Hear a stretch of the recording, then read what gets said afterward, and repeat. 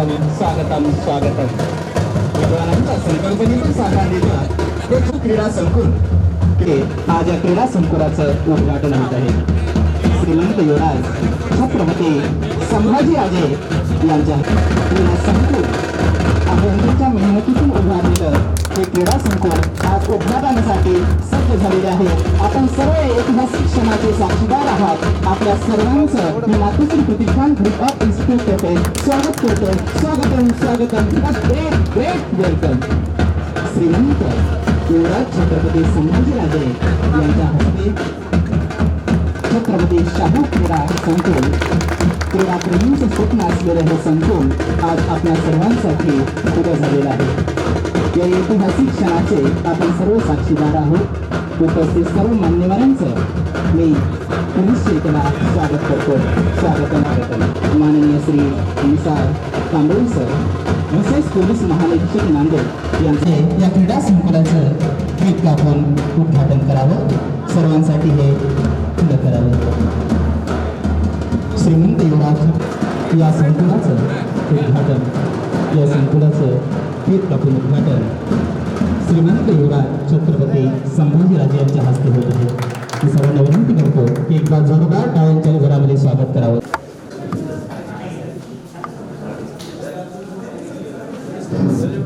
भगवानांच्या संकल्पनेतून साकारलेलं हे छत्रपती क्रीडापटूंसाठी श्रीमंत यांच्या हस्ते उद्घाटन झालेलं आहे. श्रीमंत युवराज छत्रपती संभाजीराजे व इतर मान्यवर माननीय श्री निसार तांबोळी सर सर्व मान्यवर शाहू महाराजांच्या प्रतिमेला अभिवादन करत आहे. कुणाचं तरी येणं म्हणजे नुसतं येणं नसतं. कुणाच्या तरी काळजावर कोरलेलं सुंदर लेणं असतं. समाजसेवेचं लेणं असतं. असंच एक व्यक्तिमत्व आज आपल्या समोर आहे. श्रीमंत युवराज छत्रपती कार्यक्रमाच्या ठिकाणी स्वागत आहे. मुख्य कार्यक्रमाच्या ठिकाणी रवाना व्हायचंय. सर्वांचं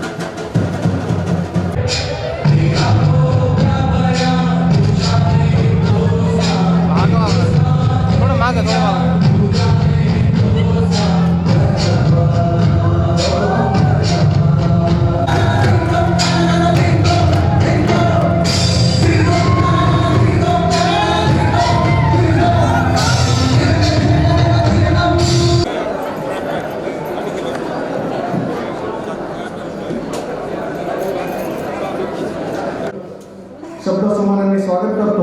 आजच्या कार्यक्रमाचे अध्यक्ष विशेष पोलीस महानिरीक्षक उद्घाटक बहुजन हृदय सम्राट छत्रपती संभाजी महाराज मातोश्री प्रतिष्ठानचे विश्वस्त सन्माननीय कामाजी पवार सर सचिव सन्माननीय वेगवेगळे चाळी सर राष्ट्रमाता या कार्यक्रमाचं रेखसर उद्घाटन करावं.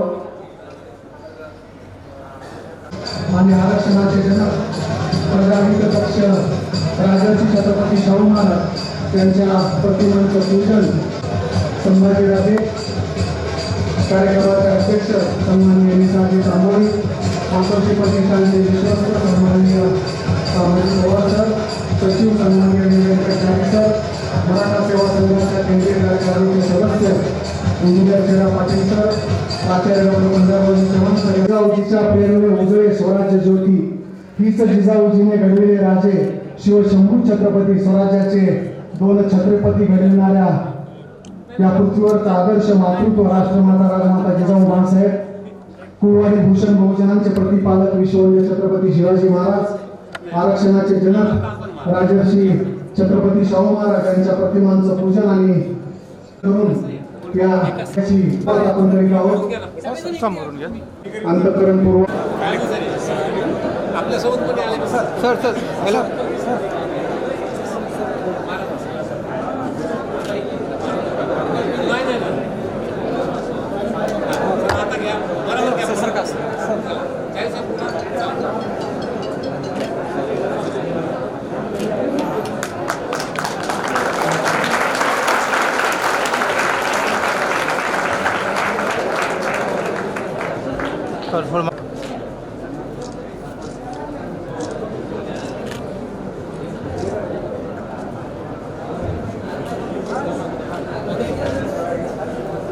सदनामध्ये मराठा आरक्षण आणि इतर सर्वांच्या प्रश्नांची सोडवणूक करणारा 6 जूनच्या राज्याभिषेक सोहळा व विविध पातळीवर केला जाणारा राजा आणि राष्ट्रपतीच्या उपस्थितीमध्ये देशाची राजधानी दिल्लीमध्ये छत्रपती शिवाजी महाराजांची जयंती साजरा करणारा राजा भोजन सम्राट युवराज छत्रपती क्षेत्राचे विशेष पोलीस निरीक्षक महापोलीस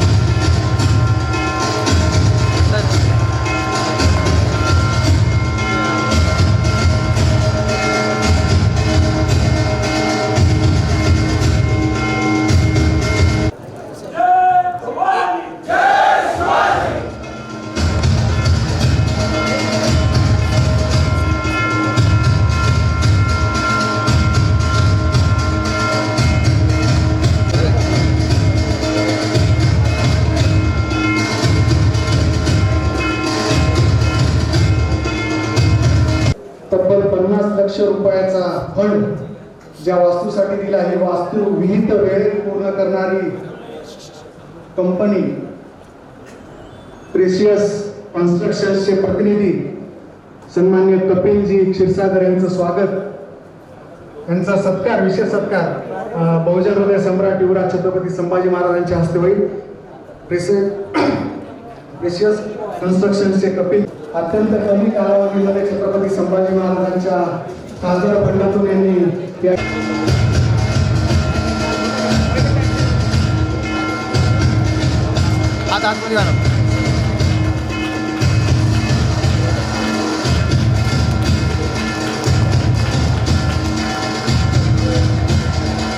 संभाजी महाराजांच्या प्रतिष्ठानच्या विद्यार्थी खेळाच्या प्रांतामध्ये सुद्धा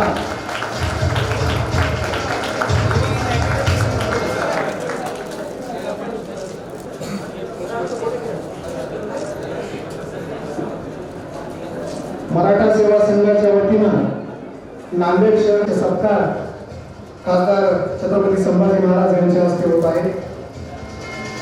मागे असलेल्या विद्यार्थ्यांना विनंती आहे की आपण स्थानापन्न व्हावं.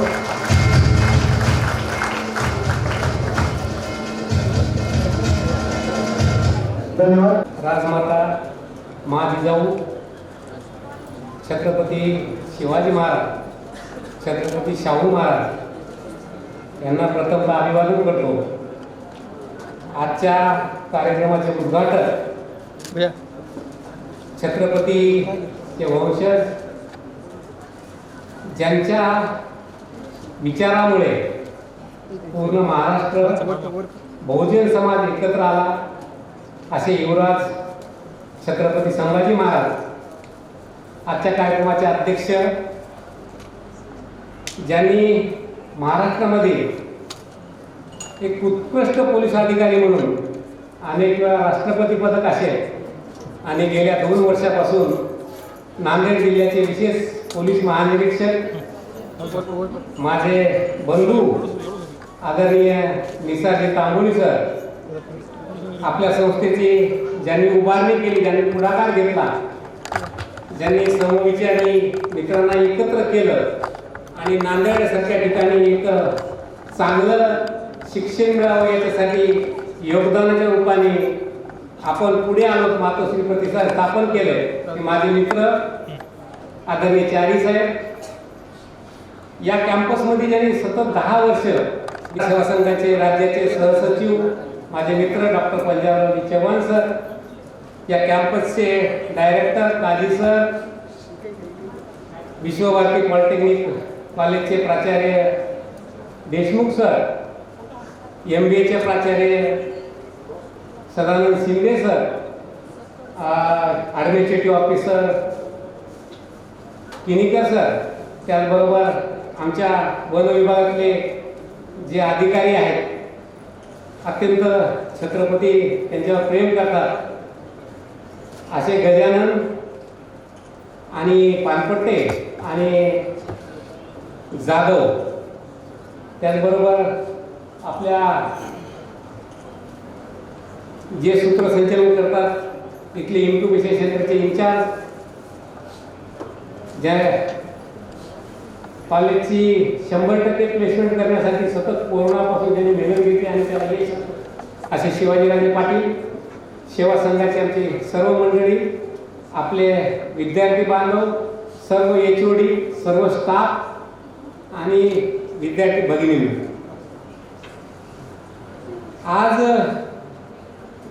एक आनंद असा होतो की छत्रपती युवराज संभाजी महाराज 2007 पासून विविध मराठा संघटना असतील, मराठा समाज असेल, यांच्यासाठी मराठा समाजाचे प्रॉब्लेम, बहुजन समाजाचे प्रॉब्लेम समजून घेऊन पुढे त्याच्यावर तोडगा काढण्यासाठी 7 पासून संपर्कात आले. तुम्ही पाहिला असेल, न्यू शाहू पॅलेस राजवाडा सोडला त्याने आणि पुढे आले आपल्या सगळ्यांच्या हितासाठी. हे करत असताना 2008 पासून सरांनी शिवराज्याभिषेक रायगडावर सुरू केला. आज तिथं हजारो जण, लाखो जण येतात आणि शिवाजी महाराजांना नतमस्तक होतात. सगळे लीडर्स तिथे येतात. महाराजांनी शिवराज्याभिषेक सुरू केला. तो शिवराज्याभिषेक मुख्यमंत्री असं सगळे नेते तिथे येतात आणि हजारो मावळे तिथे जाऊन शिवाजी महाराजाला नमन करतात. त्याच्यानंतर महाराजांनी समाज संघटना शी संपर्क वाढवला आणि मराठा समाजाची, मराठा आरक्षणाची मागणी 92ला मराठा सेवा संघाने केली आणि इतर सगळ्या संघटनेला जेव्हा महत्त्व समजलं की मराठा समाज सुद्धा इतर समाजासारखाच स्थितीमध्ये जगतो, 5-10% जर श्रीमंत आणि पुढारी सोडले तर त्यांना आरक्षणाची गरज आहे, सगळ्या संघटनामध्ये उतरल्या. पण विखुरलेल्या संघटना, एका संघटनेचं आंदोलन केलं की तिथं थांबायचं. पण छत्रपती संभाजीराजांना आम्ही विनंती केली, महाराज आपल्या नेतृत्वाखाली सगळ्या महाराष्ट्रातल्या 20-22 संघटना जे समाजाच्या आहेत ते पूर्ण महाराष्ट्रभर जाऊ इच्छितात, आपण नेतृत्व करावं. महाराजांनी तुरंत त्या गोष्टीचं गांभीर्य ओळखलं आणि 13ला शिवशाहू मराठा आरक्षण रथयात्रा काढली. मित्रांनो, मी एक भाग्यशाली माणूस आहे. महाराजांसोबत मला पूर्ण महाराष्ट्राचा दौरा करता आला. महाराजांची जे राजे कसे असतात ते मी जवळून 2-3 महिने पाहिले. अतिशय छत्रपती शिवाजी महाराज, शाहू महाराजांचे विचार असतील. एक उदाहरण देतो म्हणजे तुमच्या लक्षात येईल. थोडा वेळ देतो महाराज, ते म्हणजे समाजाला तुमचा स्वभाव समजला पाहिजे, बाकी काय नाही. आम्ही भूमला रात्री मुक्कामाला होतो. तिथले एका राजाकडे जेवायला गेलो. 12 वाजले यायला. म्हणजे तुम्ही किती काळजी घेता, समाजाची किती काळजी घेता हे मला सांगायचं, बाकी काही नाही. तर आम्हाला 11-12 वाजले गेस्ट हाऊसला जायला.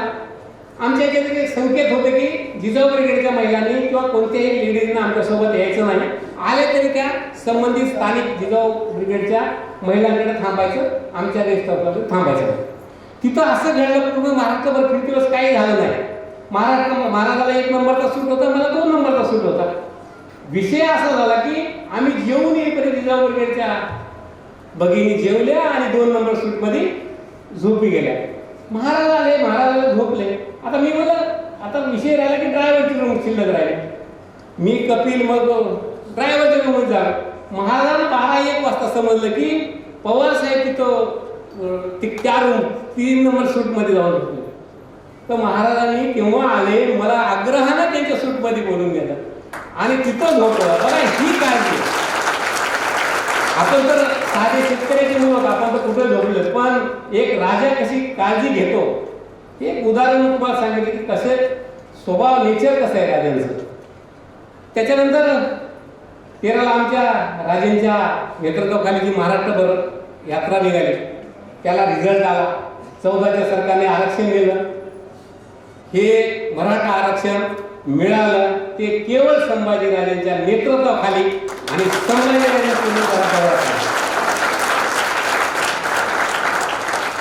पुढे राजांचं काम चालूच होतं. शेतकऱ्यासाठी असेल, मराठा समाजासाठी असेल, बहुजन समाजासाठी असेल. राजांचा राष्ट्रपतीने सन्मान केला की एवढ्या उच्च पतीचं राजघराणा असून आज बहुजनांचे विचार दारोदारी जातात, तळागाळातील लोकांपर्यंत जात आहेत. तर राजांना राष्ट्रपतीने सन्मान मिळाला आणि ते खासदार झाले मित्रांनो 16. हे समाजाचा सन्मान होता. महाराज हे करते वेळेस अनेक वेळा आपल्या प्रतिष्ठानला आले, अनेक दौऱ्यामध्ये आपल्याला त्यांना बघता आलं. विद्यार्थ्यांची सुसंवाद साधता आला आणि तेव्हा महाराजाला हा जो काझी शेख आहे महाराज, तेव्हा आपल्या पुढे त्याला आम्ही आदर करतो की तो नॅशनल लेवलचा चॅम्पियन आहे. महाराजांनी हे पाहिलं की ही संस्था ग्रामीण भागासाठी, ग्रामीण विद्यार्थ्यासाठी काम करते. एवढ्या छोट्या गावामध्ये, ग्रामीण भागामध्ये एवढं मोठं इन्स्टिट्यूट उभं केलं. महाराजांना वाटलं शाहू महाराजांनी, छत्रपती शिवाजी महाराजांनी जे कलेला प्रेम दिलं, जे क्रीडेला प्रेम दिलं, त्याच विश्वासाने महाराजांनी आपल्या इतर क्रीडापटू घडावे. जे नॅशनल लेवलचा चॅम्पियन आहे तो आंतरराष्ट्रीय लेवलचा झाला पाहिजे. म्हणून आपल्याला ते 50 लाख रुपयाचा निधी आजूबाजूच्या ग्रामीण भागासाठी केला. महाराजांचं एवढं आणि एवढ्यावर थांबले नाही महाराज. त्यांच्या राज्यसभा नियुक्तीनंतर पहिला निधी आपल्याला मिळाला मित्रांनो. बघा आपण किती भाग्यवान आहोत. एका संस्थेच्या आयुष्यामध्ये जेव्हा संस्था स्थापन झाली तेव्हापासून पूर्ण संस्थेचं आयुष्य आतापर्यंत आहे, त्या संस्थेला सगळं खासदार आमदार कोणताही शासनाने निधी 50 लाख रुपये मिळतं. महाराजांनी एकाच पत्रामध्ये आपल्याला 50 लाख रुपये दिले. हे आपल्यासाठी अभिनंदनीय आहे. महाराज आपले जे आमच्यावरचे जे डोक्यावर हात ठेवला, आमच्या मातोश्री प्रतिष्ठानच्या डोक्यावर हात ठेवला, नक्की आमचे विद्यार्थी घडतील. त्यांचाही सत्कार आपल्या हातानेच आम्ही इथं करू आणि आपण ते यावं हे नक्की आम्ही आपल्याला सांगतो. महाराज हे करताना महाराज थांबले नाही. सगळं चालू असलं, सन्मान जरी मिळाला तरी मराठा आरक्षणाचा प्रश्न असेल, शेतकऱ्याचा प्रश्न असेल, शेतमजुराचा प्रश्न असेल, बहुजन समाजाचा प्रश्न असेल, वसतिगृहाचा प्रश्न असेल, सारथीचा प्रश्न असेल, सगळे प्रश्न जिथं जिथं कमतरता वाटे तिथं महाराजांनी अतिशय संयमानं पहिल्यांदा निवेदन देणे, संबंधित मंत्र्यांना निवेदन देणे, नाही ऐकलं तर आंदोलन करणे आणि वेळ प्रसंगी मित्रांनो आपल्या लढ्यासाठी महाराजांनी उपोषण सुद्धा केला. एक राजा कुठं उपोषण करतो मला सांगा. राजघराण्यात तरी उपोषण माहीत आहे का? एका क्षणात तरी माहीत आहे का? महाराजांनी कितीतरी दिवस उपोषण केलं आणि सगळ्या मागण्या मंजूर होईपर्यंत उठले नाही. हा बरं ते सांगतो महाराज आम्ही एक तास जरी लेट झाला तरी आमची काय स्थिती होते. तुम्ही तर किती सगळ्या मान्य सगळं मंत्रिमंडळ आलं.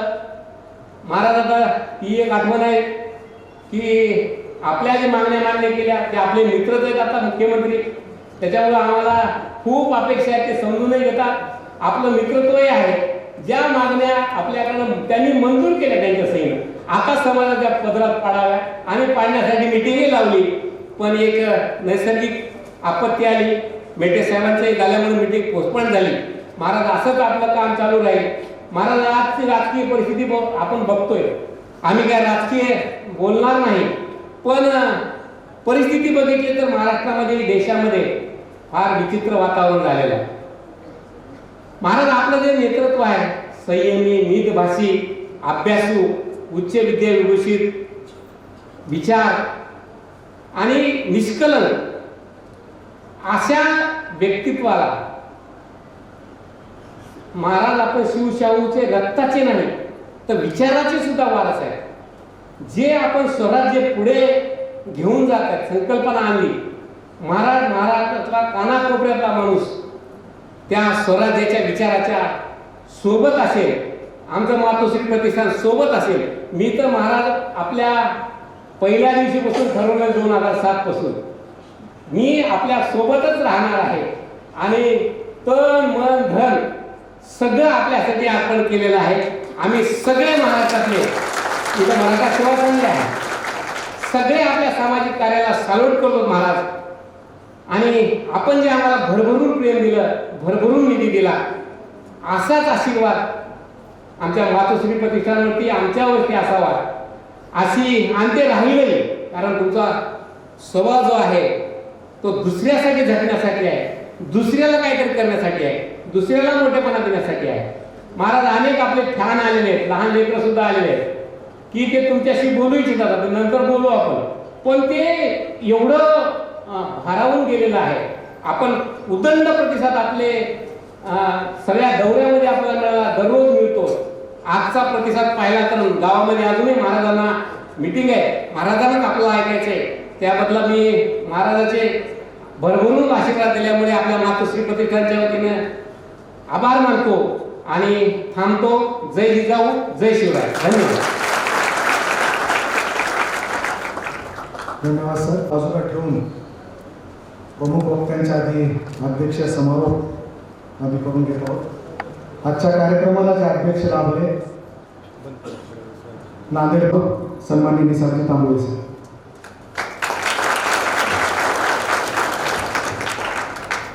धन्यवाद महोदय. आज आपल्या समक्ष असलेले आपल्या सर्वांचे आदर्श, सर्वांचे हिरो सन्माननीय श्रीमंत छत्रपती महाराज, कार्यक्रमाला उपस्थित सर्व आदरणीय मंच आणि महाराजांना ऐकण्यासाठी आणि त्यांना या ठिकाणी उपस्थित सर्व तरुण वर्ग, आज या कार्यक्रमाला मी अध्यक्ष म्हणून उपस्थित आहे आणि ते सुद्धा महाराजांसमक्ष. हा एक माझ्यासाठी सुद्धा एक भाग्याचा क्षण आहे. आमचे मित्र, आमचे वरिष्ठ कामाजी पवार साहेबांनी जेव्हा ही कल्पना सुचवली तर तो एक माझा आदरातिथ्य झाल्यासारखं असं मला वाटलं की महाराजांसमक्ष मला एक कार्यक्रम करण्याचा संयोग आला.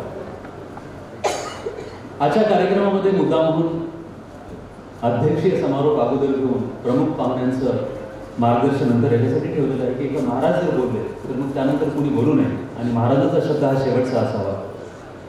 हा जो पायंडा आहे म्हणजे मार्गदर्शन आहे त्याचा आपण सर्वांनी पालन करायला. महाराज आपल्या समक्ष ही माझी आपल्याला माहीत असलेली तिसरी भेट आहे, परंतु माझ्या स्मरणात असलेली ही माझी चौथी भेट आहे.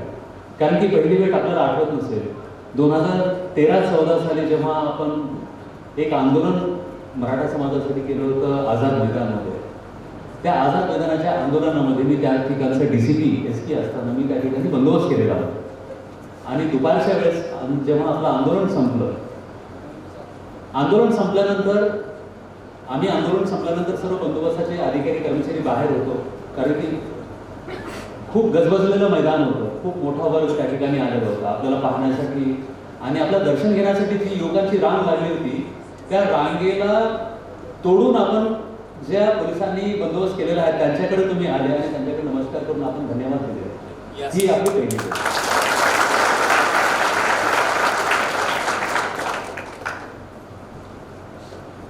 हा इन्सिडन्स या ठिकाणी उल्लेख करण्याचं कारण हे आहे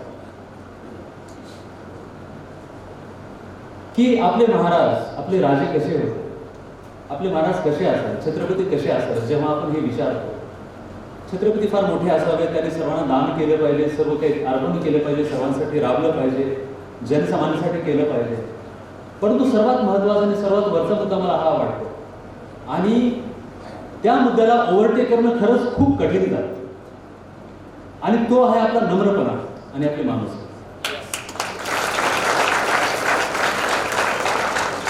छत्रपतींची माणुसकी आणि छत्रपतींचा नम्रपणा, आपुलकी ही एवढी मोठी आहे की त्याला ओव्हरटेक करणं खूप अवघड आहे. बाकी सर्व गोष्टी कदाचित सर्वजण ओव्हरटेक करू शकतील की कोणी किती फंड दिला, कोणी कुणाला मदत केली, किती आपण आंदोलन केले, परंतु आपल्या नम्रपणाला आणि आपल्या माणुसकीला ओव्हरटेक करणं आणि त्यापेक्षा मोठं होणं हे खूप अवघड आहे, आणि त्यामुळे आपण छत्रपती आहोत. याचा उल्लेख करण्याचं कारण हे आहे की 2014 मध्ये मी जे पाहिलं होतं तेव्हाचे छत्रपती आणि आज 2022 आहे, आता मी पाहिलेलं आहे आजचे छत्रपती, आणि कदाचित त्याच्यानंतर जे पाहणार आहे 2030 पर्यंत, म्हणजे मी 2030 मध्ये रिटायर होणार आहे, 2030 पर्यंत मी जे पाहणार आहे त्यामध्ये कदाचित ते फरक नाही पडणार, आणि कदाचित त्यामुळे आपण छत्रपती आहात आणि आपण आपल्या राज्य आणि आपल्याला सलाम. सर, आपण जे फंड दिलेले आहेत, मला येताना आठवलं आणि कामाजी साहेबांनी सांगितलं की फंड साहेबांनी जे दिलेले आहेत ते सर्व शैक्षणिक वर्गाला, विद्यार्थ्यांसाठी, गरिबांसाठी, याच्यापैकी असा एकही फंड नाही आहे जो पॉप्युलिस्ट मेजरला गेलेला आहे, लोकप्रिय कारणासाठी गेलेला आहे. स्पोर्ट्स फॅसिलिटी बांधणे, विद्यार्थ्यांसाठी हॉस्टेल बांधणे, विद्यार्थ्यांसाठी काहीतरी करणे, गरीब समाजासाठी कुठेतरी त्यांच्यासाठी व्यवस्था करणे, हे असे मार्ग आहेत की जे कदाचित जास्त नजरेसमोर येत नाही, आणि ते लोकप्रिय त्यामुळे नाही, आणि कदाचित यामुळेच महाराजांनी, छत्रपतींनी या मार्गासाठी पैसे अर्पण केलेले, त्या मार्गासाठी त्यांनी देणगी दिलेली आहे. त्याच्यामध्ये लोकप्रियपणा काही नाहीये, परंतु विद्यार्थ्यांसाठी, समाजासाठी, बहुजन समाजासाठी, मराठा समाजासाठी याच्यामध्ये खूप काही आहे.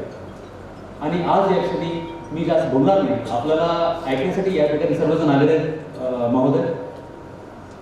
हे सर्व विद्यार्थी माझे बांधव या ठिकाणी आहेत. आपण सर्व आता महाराजांना ऐकणार आहोत, महाराजांपासून प्रेरणा घेऊन जाणार आहोत. कदाचित बऱ्याच विद्यार्थ्यांच्या, बऱ्याच युवकांच्या आयुष्यामधला हा एकमेव कदाचित क्षण असेल की जे महाराजांना समोरासमोर भेटली, किंवा त्यांच्यासोबत सेल्फी काढला, त्यांचं दर्शन घेतलं, त्यांच्यासोबत फोटो काढला, किंवा त्यांना समोरासमोर भेटले.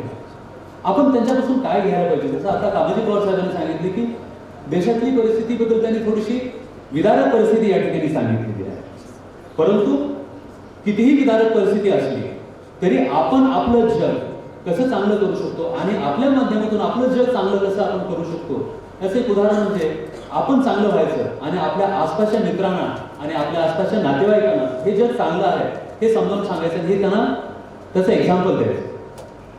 तर ते कसं करायचं? जर आपल्याला आज या ठिकाणी काही शिकून जायचं आणि काही धडा घेऊन जायचा आहे तर तो नक्की एक घेऊन जायचा आहे, आणि तो आहे नम्रपणा.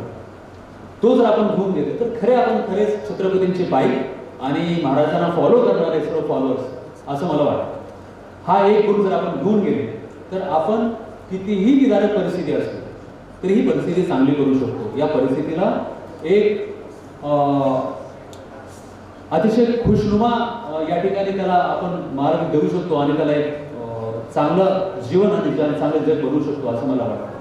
सर्व विद्यार्थ्यांना माझी विनंती आहे की या ठिकाणी छत्रपतींनी येऊन सुद्धा आपल्याला एक संदेश हा दिलेला आहे की कितीही मोठे झाले, काही झाले तरी आपली सर्वांची जी नाळ आहे आणि सर्वांची जी सुरुवात आहे ती शिक्षणापासून होणार आहे, आणि या शिक्षणामधूनच सर्वांचं जग आणि सर्वांचं आयुष्य चांगलं होणार आहे. याकडे कृपया सर्वांनी दुर्लक्ष करू नये आणि याकडे लक्ष देऊनच आपण आपलं मार्गक्रमण करावं ही सर्व विद्यार्थ्यांना या ठिकाणी माझी सर्वांना विनंती आहे. या ठिकाणी उपस्थित राहिल्याबद्दल आणि कार्यक्रमाला हजेरी ठेवल्याबद्दल, किती मोठा प्रवास करून आले तरी त्याच तेजाने आपण सर्वांना समोर गेलेले त्याबद्दल मी विशेषतः माझ्यातर्फे आणि या मातोश्री प्रतिष्ठानतर्फे महाराजांचं हार्दिक अभिनंदन करतो, स्वागत करतो आणि आपल्या सर्वांना शुभेच्छा देतो. मी माझ्या 2 शब्द सांगितले. जय हिंद, जय महाराज.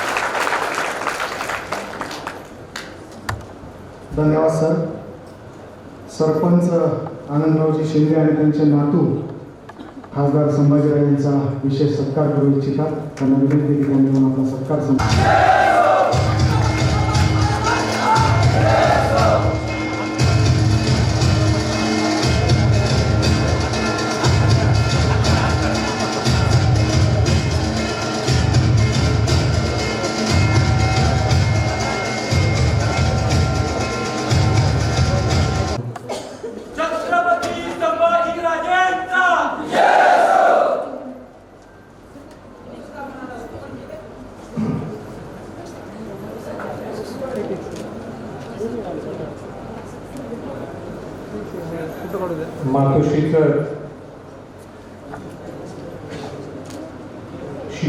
शाहू क्रीडा संकुल या वास्तूच्या उद्घाटन प्रसंगी तिने आत्ताच आपलं मनोगत व्यक्त केलं. जिने छत्रपती घराण्याच्या बद्दल माझ्याबद्दल हे चांगले उद्गार काढले आणि त्यांना मी शब्द दिले की 2013ला काय होतो मी, 2022ला मी आज काय आणि 2030ला जे अपेक्षित ते करता मी कसा असणार. तर जसं माझं वय वाढत तसे आणि नंबर तर चांगली होत जाणार. अनेक लोक नंबर तर सोडून जमिनीच्या अलंकार आमचा अँगल उलट आहे. जो काय थोडा अलंकार असेल लहानपणी जसं वय वाढेल तर आणि कमी होत जाईल. ज्यांनी माझ्यावर चांगले उद्गार काढले ते अशा कार्यक्रमाचे अध्यक्ष नांदेडचे स्पेशल आयजी माननीय श्री निसार तांबोळी साहेब, इथं आवर्जून इथं उपस्थित नेहमीच माझ्याबरोबर धोधो करतात, काय करतात मला कल्पना नाही, पण हे आमचे मित्र मराठा सेवा संघाचे राष्ट्रीय अध्यक्ष माननीय शिवश्री कामाजी पवार, इथं उपस्थित माननीय व्यंकटेश चारीजी, माननीय doctor Sopanrao Kshirsagar, doctor Panjabrao Chavan, dean Kashi sir, माननीय प्राध्यापक शाजी देशमुख सर, सदानंद शिंदेजी, माझ्यावर प्रेम करणारे RFO गजानन पाटील पटेल, RFO रोहित जाधव, शिवाजीराजे पाटील, प्रवीण किनीकर, आमच्यावर आलेले आप्पासाहेब कुडेकर, माननीय आपले राजेश मोरे, सन्माननीय विचार मंच व इथं आवर्जून इथं उपस्थित असलेले सर्व विद्यार्थी उपस्थित सर्व बंधू भगिनी, कार्यक्रमाला यायला उशीर झाला याबद्दल मी मनापासून आपली सर्वांची दिलगिरी व्यक्त करतो.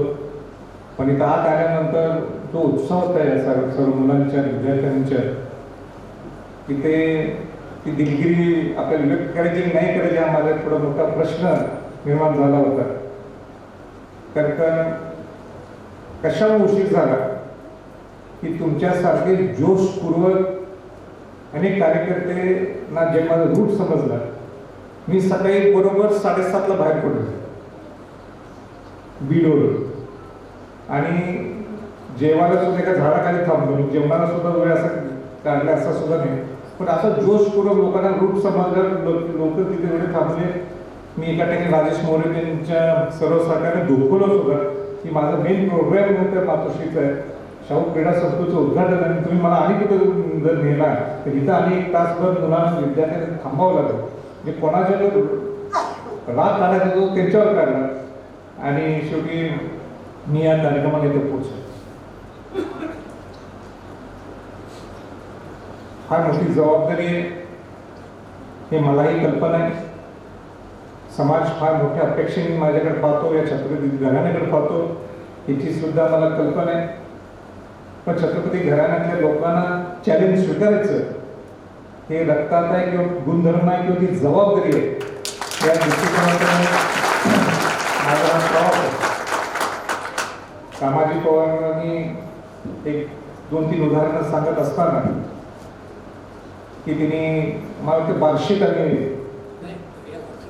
भूमला मी तिथं जो प्रसंग सांगितला तो खरंच प्रसंग आहे की ज्यावेळी मी झोपलो आणि मला एक सवय आहे की ज्यावेळी आम्ही शिवसा दौऱ्यात आमचे 50 गाड्या असायच्या, पण सगळे जेवलेत की नाही, ड्रायव्हर लोक जेवलेत की नाही, माझा स्टाफ जेवला की नाही, इतर सगळे माझ्यावर राहणारे सहकारी सगळे कार्यकर्ते जेवलेत की नाही.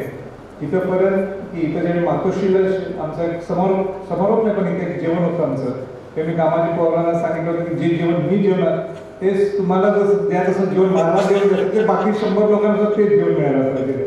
म्हणजे एवढी काळजी तिकडे एक टीम असते आणि टीमची काळजी घेणं एक आपला तो एक जी जबाबदारी असते, म्हणून मी ती काळजी घेतली की मी फार मोठं केलंच नाही.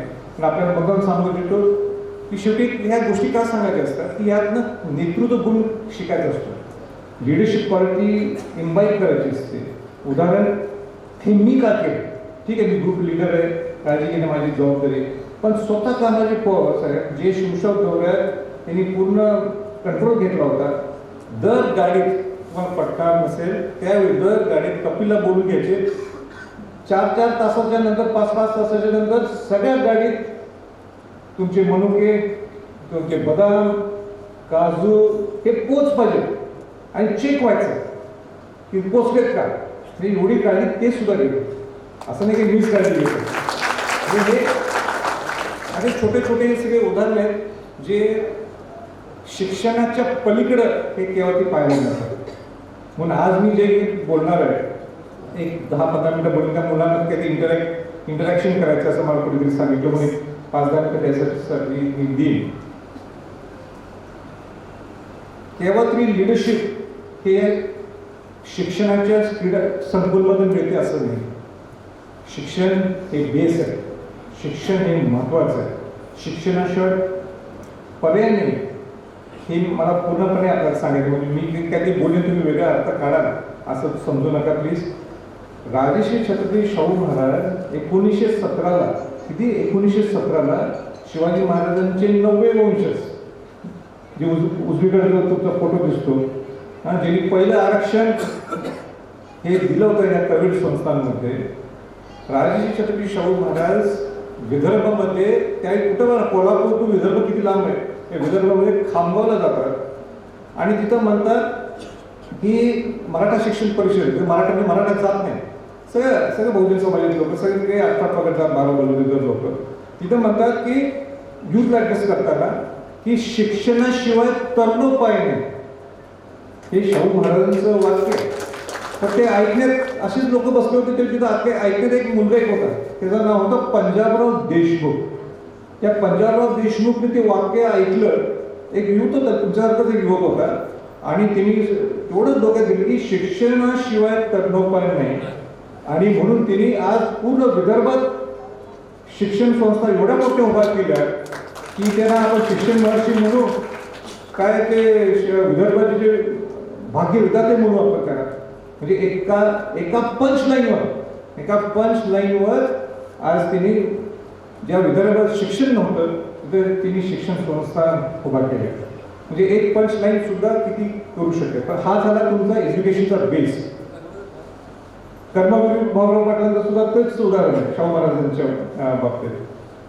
तर मला त्यातनं सांगायचं तात्पर्य एवढंच आहे की शिक्षण, एकदा तुम्ही शिक्षण संस्थेत आला मग तुम्ही इंजिनियर झाला, तुम्ही आणि ग्रॅज्युएशन झालं किंवा तुम्ही MPhil केलं, काय करा, पण शेवटी तुम्ही डिलिव्हरीच केली नाही तर त्या शिक्षणाचा काय उपयोग.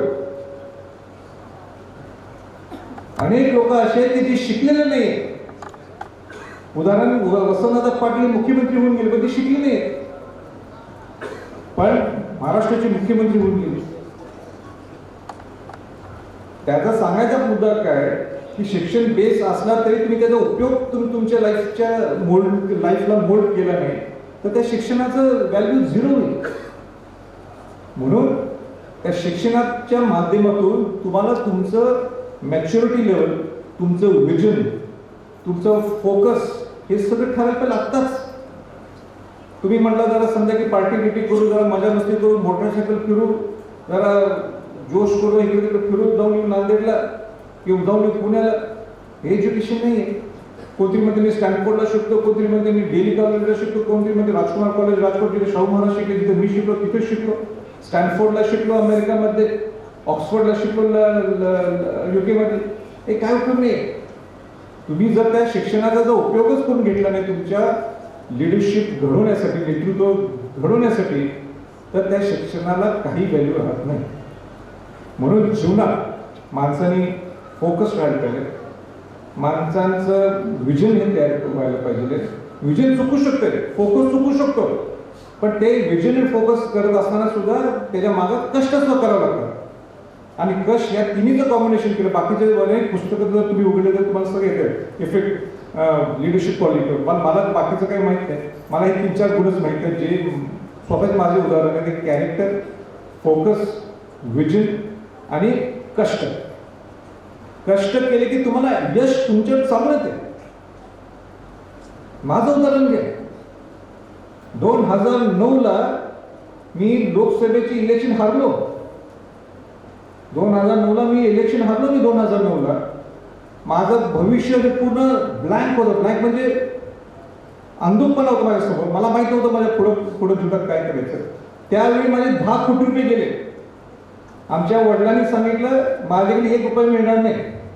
स्वतः इलेक्शन लढवायचे असेल आहे की बालाजीकडे, तुम्ही होता शिवशाहू, तर त्या तुम्हाला इलेक्शन लढवायचे असेल तर स्वतःचे पैसे उभा करा. माझी इच्छा आता स्वतःच्या पायावर उभा राहा, मग इलेक्शन लढवा. तरी मी म्हटलं अरे बापरे, एक तर शरद पवारांचं तिकीट मिळणं त्यावेळी एमसीपी मधनं फार मोठी गोष्ट होती. पश्चिम महाराष्ट्रात तिकीट मिळते, पहिले घेऊ म्हटलं. मोठ्या मातब्बर लोकांना हेच म्हणजे मात करून मी ते तिकीट घेतलं. राष्ट्रवादी तिकीट मिळालं. चर्चा सुरू झाली, 3 लाखांनी संभाजी निवडून येणार आणि पडलो काही 20-25 हजार नाही.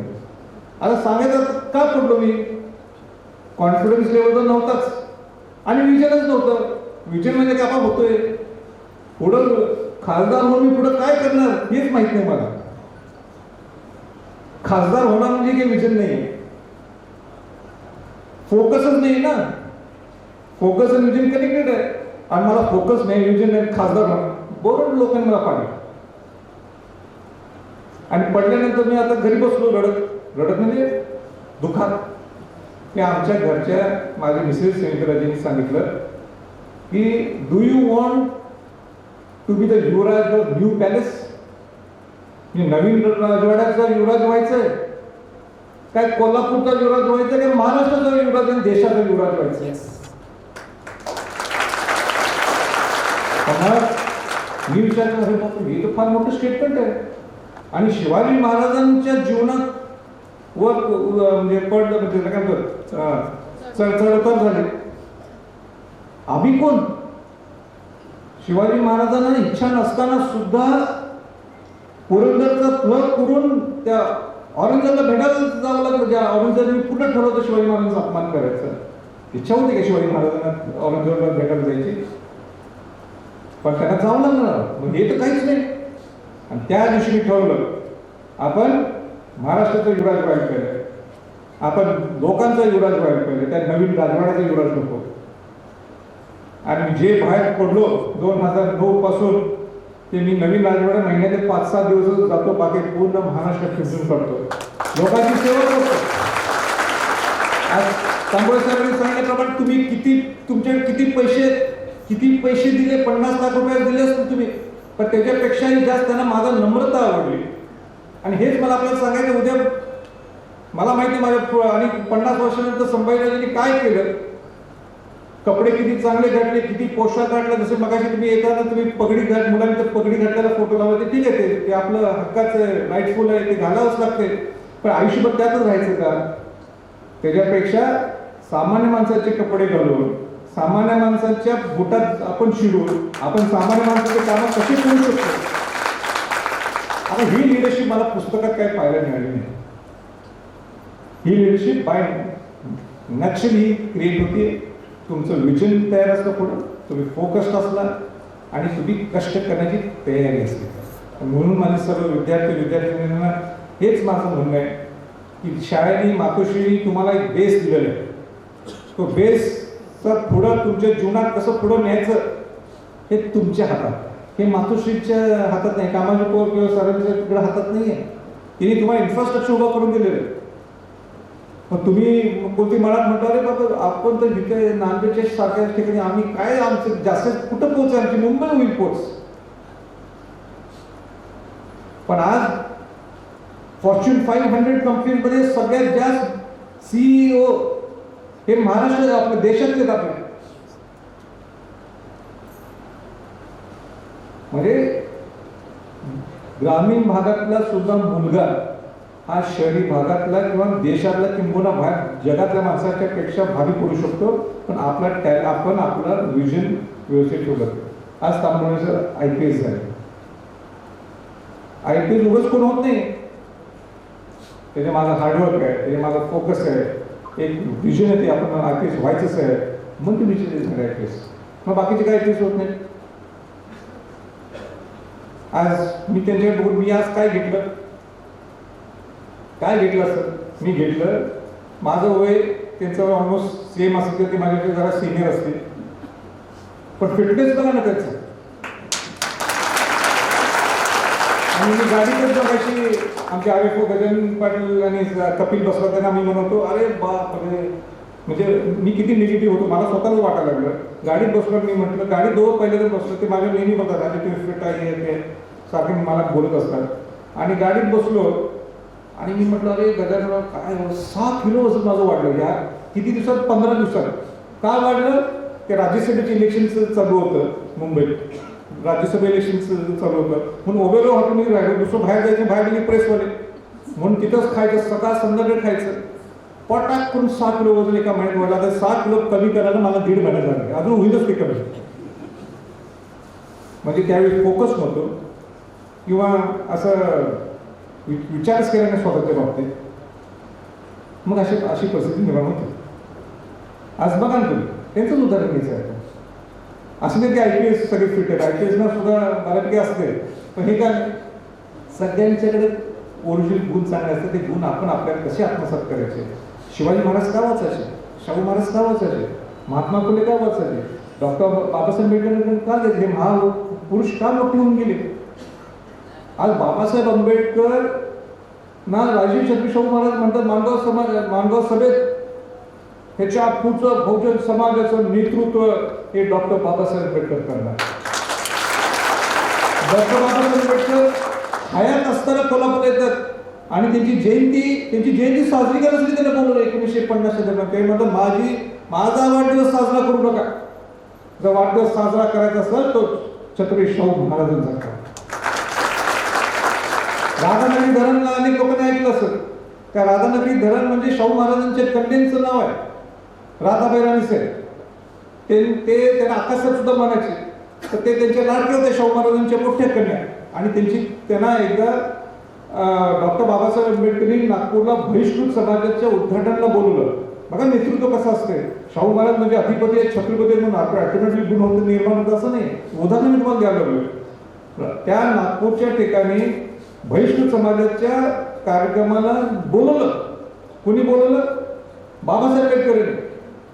ज्यावेळी बहिष्कृत समाजाच्या कार्यक्रमाला येणार त्यावेळी नागपूरकर भोसले हे पळून गेले सर. का? आणि छत्रपतींना बहिष्कृत समाज म्हणजे त्यावेळीचा तो अस्पृश्य समाज. नागपूरकर भोसले पळून गेले. शाहू महाराज म्हणले नाही, आम्हाला अस्पृश्यता घालवायची देशातील.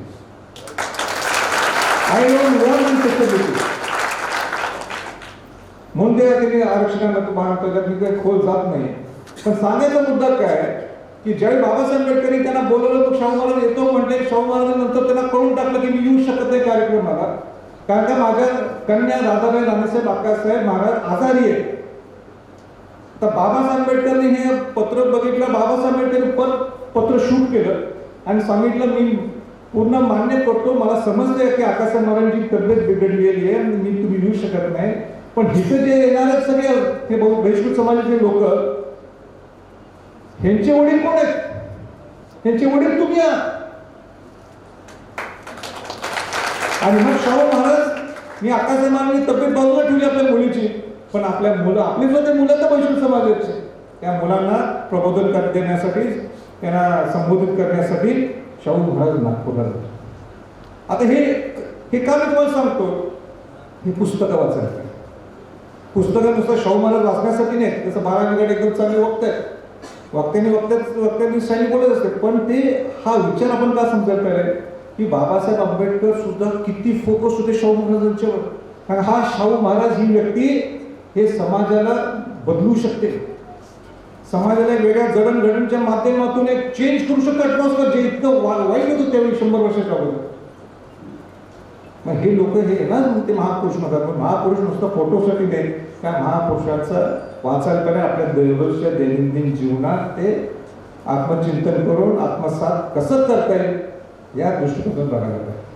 म्हणून तुम्ही नांदेडला शिकत असला, काय स्टॅनफोर्डला शिकत असला, काय हार्वर्डला शिकत असाल, काय तुम्ही केम्ब्रिजला शिकत असाल, हे सगळं डाऊन आहे.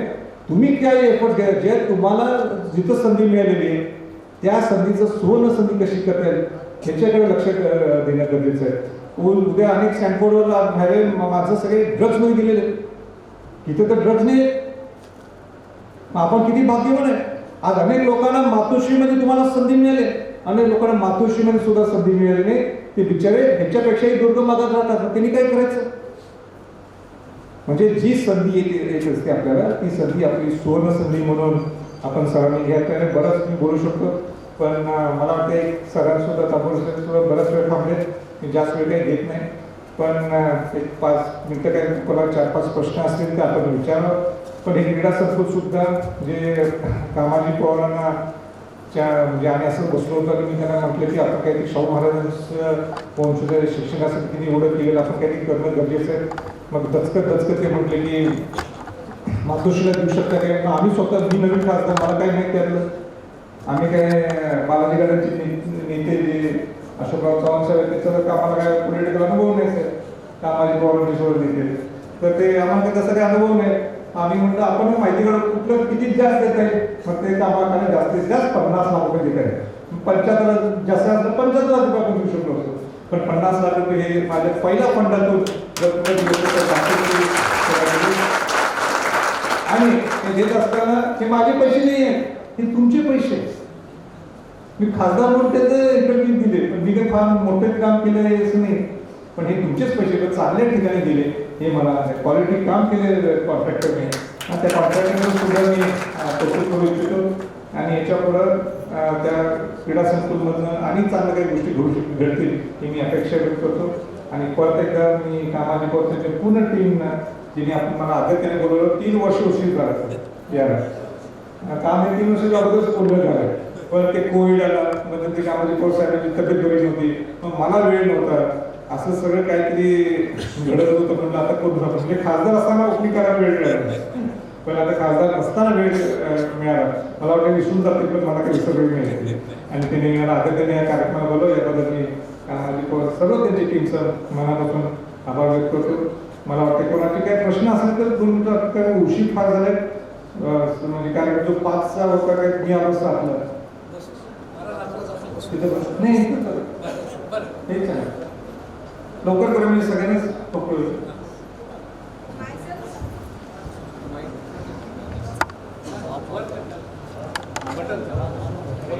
Myself Sakshi Nakhate. I am first year student from CSE branch of Madhushree Pratishthan School of Engineering. I want to ask you one question. Do you set aside a specific time for reading? And you have a very valid question. Specific time for reading. I should give specific time for reading, but it doesn't happen. Being very frank, it doesn't happen. But without reading, you cannot increase your, envisage your vision. To increase your vision, to increase your focus, what I said all the sequence, reading is a must. I haven't been reading, so but I thank you for pointing me that you don't read, so you better start reading.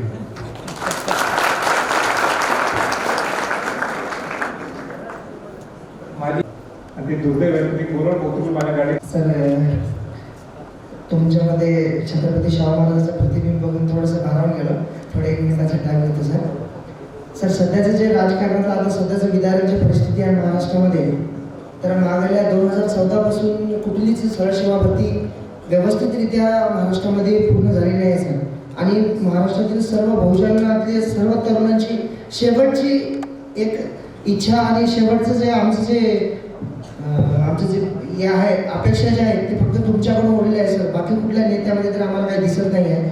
तर sir या बेरोजगारीबद्दल आपण पुढलं काय करणार आहात, किंवा हे जे भरत्यांचे जे घोटाळे व्हायले त्याबद्दल आपलं विजन काय असणार आहे सर पुढे? नाही तर त्या बसत मी त्या खात्याचा मंत्री नाही, पण निश्चित वातावरण फार गजूळ आहे आणि लोकांना नाविन्यपूर्ण हे सरकार काय देऊ शकते ही लोकांची इच्छा आहे. पर्याय नसल्यामुळं दरवर्षी इलेक्शनला कोणाला ते मतदान करायचं आपला अधिकार आहे म्हणून आपण मतदान करतो. का नोकऱ्यांची भरती, नोकऱ्यांचाच विषय होता भरतीचा, नोकऱ्यांची भरती होण्यात किती बॅकलॉग आहेत, हे मोठे प्रश्न त्यांनी आज हे 2 महिन्यात तुम्ही जे बघितलं असतं काय चाललंय, म्हणजे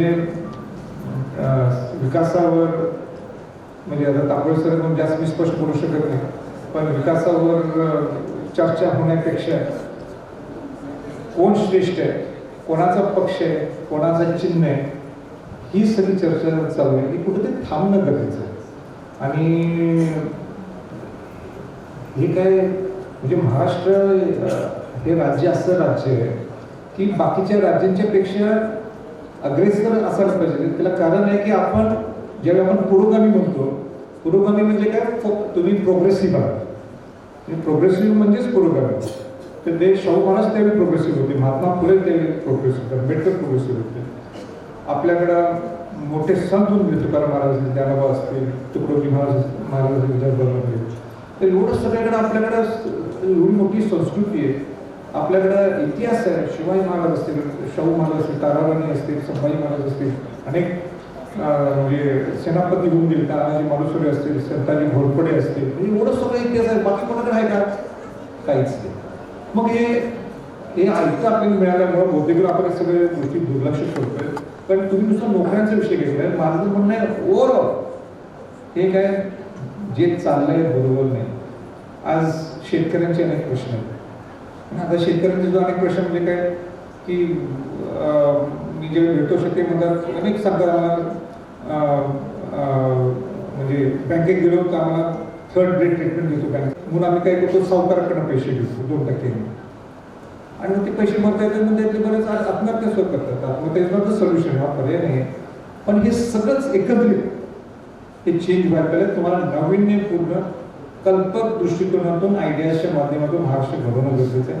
एक उदाहरण सांगायचं म्हणजे तेलंगणाच्या शेतकऱ्यांना उदाहरण फवारीचे पैसे असतील किंवा सबसिडी फवारीची असतील किंवा नांगरणी करण्याची असतील किंवा आणि काही वेगवेगळे सबसिडी अगोदरच दिले जातात.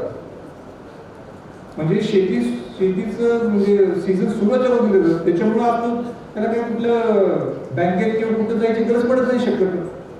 अशा वेगळ्या नाविन्यपूर्ण काहीतरी आयडियाज क्रिएट करावे लागतील, बॅकलॉग्स भरावे लागतील. आज मराठा समाजाचे सुद्धा, जसं तुम्ही बहुजन समाजाचे अनेक इतर मराठा समाजाचे सुद्धा काय नियुक्त्या दिल्या नाही, सिलेक्शन केले पण नियुक्त्या दिले नाही. का? कोविडचा काळ. आता हे काही उत्तर नाही आहे. मी त्यांना म्हटलं की तुम्ही सुपर न्युमेररी म्हणजे अधिसंख्य जागा वाढवून तुम्ही द्या. अशी अनेक सगळी किचकट सगळं चालू आहे. हे महाराष्ट्राचं मास्टर प्लॅन व्हायला मास्टर प्लॅन व्हायला पाहिजे. नोकऱ्यांचा विषय असेल किंवा अनेक वेगवेगळे विषय असतील, म्हणजे एका शब्दात मी तुम्हाला ते उत्तर देऊ शकणार नाही. पण मी जनरली बोललो, पण मतदान आपणच करतो. आपण स्ट्रॉंगली बोलायला पाहिजे की बाबा संभाजी शब्द जर मागून बरं असतो मला वाटतो. असे अनेक लोक असतील ना, असे भुडकात केलं आपल्याला सगळ्यांना.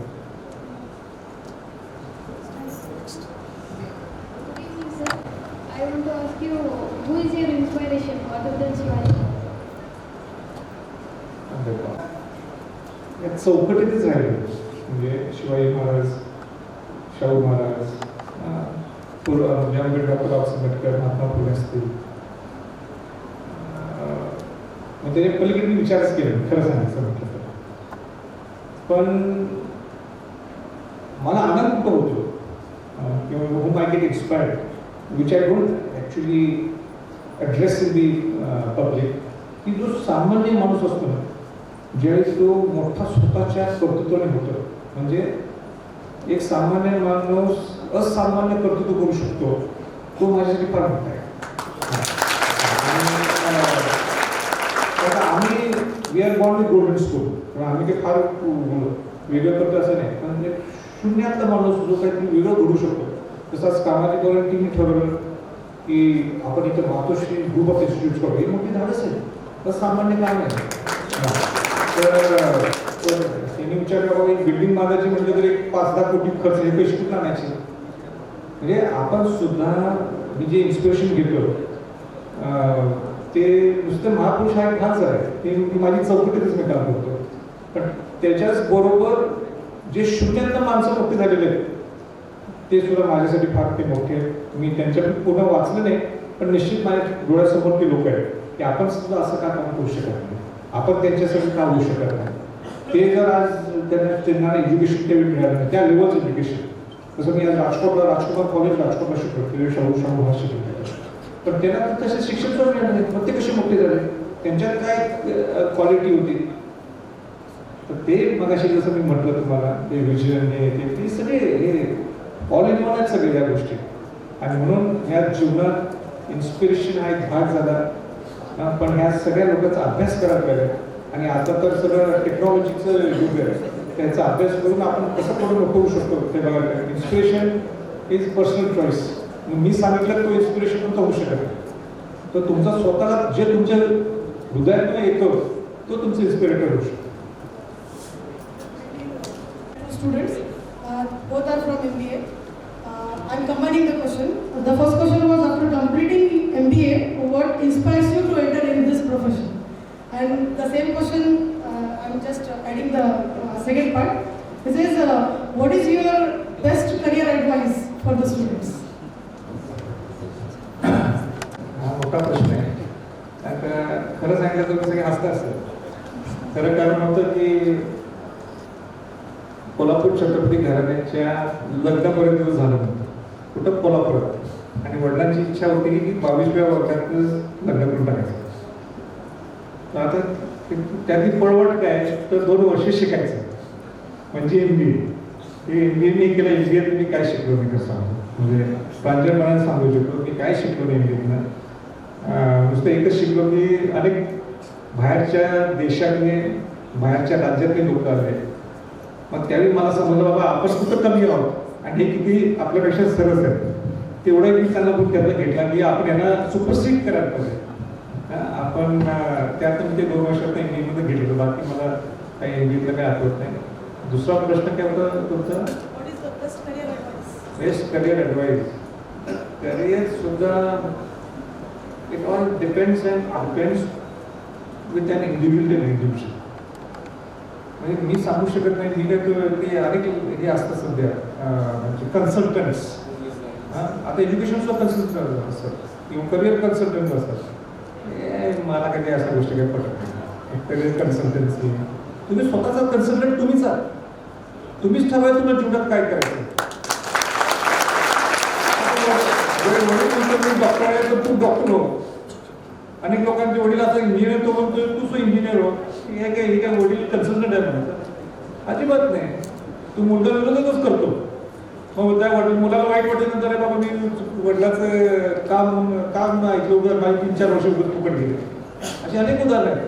म्हणून मला असं वाटतं की हे कन्सल्टन्सी करिअर हे काय कोणाचं ऐकू नका. कोण हे सांगणारे असतात ना भाषण करून कन्सल्टन्ट हे सगळं बोगस आहे. ते तुम्हाला तुम्ही स्वतःचं करिअर तुम्ही ओळखा लागतं. तुमचा इंटरेस्ट तुम्ही ओळखा लागतो. हा वडील म्हणाल हे करू किंवा आई मधील हे कर बाबा किंवा कन्सल्टंट मधील हे करा. शेवटी तुम्हीच ठरवायचं. तुम्हीच उघडा पुस्तकं. तुम्हीच विचार करा तुमची लायकिंग काय आहे. तुम्हाला काय आवडते. तुम्हाला जर डॉक्टर व्हायला इच्छाच नाही तर कशाला डॉक्टर फील्डमध्ये जायचं. आपण हुशार असलो तरी कोणाला वाटतं म्हणे आम्हाला सामाजिक सेवा करायची. खरं नव्हतं स्वतःच्या कामावर. कोणाला वाटलं नाही मला सायंटिस्टच व्हायचं आहे. मग वडील म्हणणार बाबा सायंटिस्ट झालं तर जास्त पैसे मिळणार नाही त्यापेक्षा बिझनेस कर. कशा जायचं बिझनेस करा. आपण सायंटिस्टच व्हायला पाहिजे. मला वाटते you are the best person to जज बाय युअर सेल्फ की what career you will take in your life.